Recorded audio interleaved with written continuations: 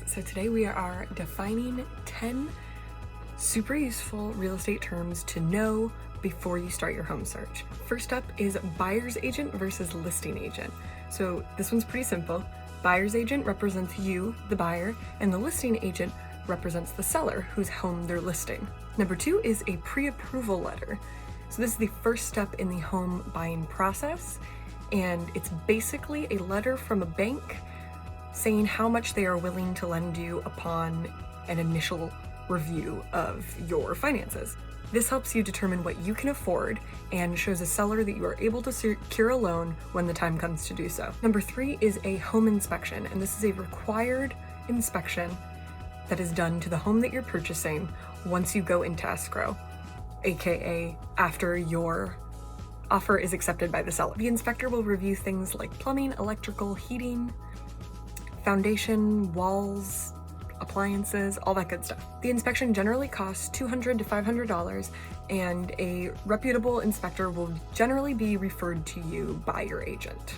Number 4 is an appraisal.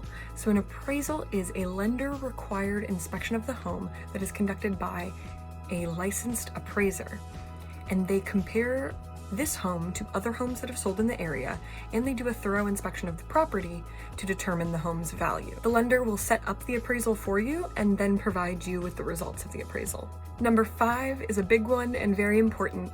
It is contingencies. Number 5 is a big one and very important. It is contingencies. Now these are certain conditions that must be met before you can close escrow. So common ones include a loan contingency, i.e., you need to make sure that you have final approval on your loan before you can close on the property, of course. An appraisal contingency to ensure that the appraised value is close to the purchase price of the home that you're paying. And an inspection contingency, which makes sure that there is nothing serious or wrong with the property that you're purchasing that would be a deal breaker for you. Once you and your team choose to remove these contingencies, you will essentially be cleared to close escrow, and that usually occurs a few days to a few weeks after the contingencies are removed. So number 6 is offers and contracts. So when you like a home and you can afford it and you want to put in an offer on it, your agent will help you write an offer using the official purchase contract. Now this will lay out the purchase price, your contingency timeline, like when you are set to remove those contingencies, down payment, all of the terms that are negotiable. If the seller counters or provides you with a counter offer, then your agent's amazing negotiation skills are going to come into play, and that's when you start negotiating those contingency timeframes, the price, all that good stuff. Number 7 is closing costs, and these are fees that are paid by both the buyer and the seller, although the fees are different for each, at the close of escrow. Buyers can expect to pay about 2 to 5% of the purchase price in closing costs, and that does not include your down payment. Number 8 is title insurance. So this is a lender-required policy that is purchased prior to closing by the buyer. During escrow, you will receive a home title report for the property. Now these title insurers, they delve into the title history of the property to ensure that the seller actually has the title and is actually entitled to the property, and that there are no liens against the property, like an unpaid contractor or something of that nature that the seller is leaving behind. So number 9 is disclosures, and this is paperwork that you will receive as a buyer from the seller where they disclose information about the property, a ton of information about the property, to the best of their knowledge.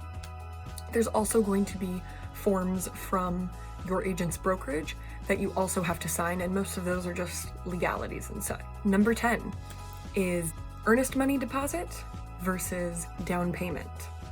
So an earnest money deposit, or a good faith deposit, is made to the escrow company within 3 business days of opening escrow or having your offer accepted by the seller. This is usually a few $1,000s, and it's to show that you are serious about purchasing the property and that you are able to purchase the property. A down payment is made at the close of escrow, and it is usually 2 to 5% of the purchase price. Now, it can be much more if you have the funds and you want the principal on your home loan to be smaller, then you would make a bigger down payment. Thanks for watching and listening, everybody. Really appreciate it. I hope this helped you learn something new and prepare for your home search. Follow on Instagram, subscribe on YouTube. We have new content at least twice a week that is all real estate related and beyond. You're gonna love it. Do it.